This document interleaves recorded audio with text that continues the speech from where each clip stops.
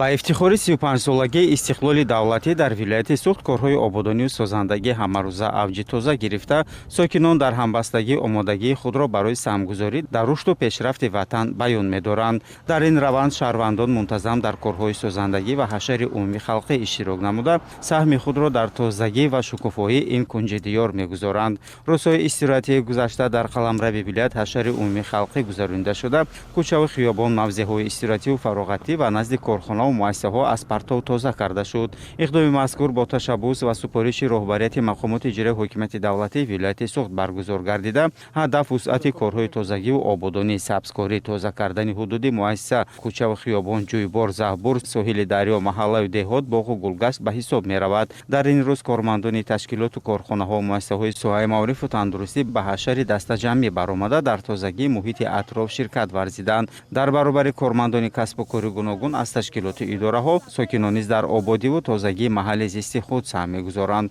استقامت کنندگان میکروناحیه هشتم شهر خوجند، جویبار و گرد و اطراف بیناهای استقامتی و میدانچه‌ها را از پرتو تازه نموده عزم دارند من بعد هر روز استراحتی این عمل را اجرا نمایند و یک گوشه وطن عزیز را همیشه سبز و خرم و آباد نگاه دارند. مورد به ذکر است که تازگی و آبادانی از پرتو تازه نمودن محیط اطراف، شنیدن گل و بوته‌ها از عنعنه‌های نیک خلق تاجیک به حساب می‌رود. زیرا اقدام مذکور برابر تازگی محیط اطراف در قلب ساکنان حس زیباپرستی و سبزکاری را بیدار می‌نماید. در شنبگی ساکنان فرزندان نورس خود را نیز جلب نمودند تا از خردی به تازگی و آبادانی دقت داده همیشه در تازه و آباد نگاه داشتن محل و شهر خود سهم گذارند. باید تذکر داد که با تلاش و دستگیری اقدام‌های شایسته حکومت کشور و متحدی و همبستگی ساکنان، تاجیکستان صاحب استقلال روز از روز آباد و زیبا گردیده به یک کشور پیشرفته و شکوفا تبدیل داده می‌شود. همین گونه حشر عمومی در همه شهرک و جماعت شهر و ناحیه‌های ولایت سوخت گذرانده شد. در حشر عمومی خلقی از طرف ساکنان محیط اطراف، جویبارهای قدیرو از پرتو تازه و حدود تشکیلات و مؤسسه‌ها سبز و خرم گردانده شد.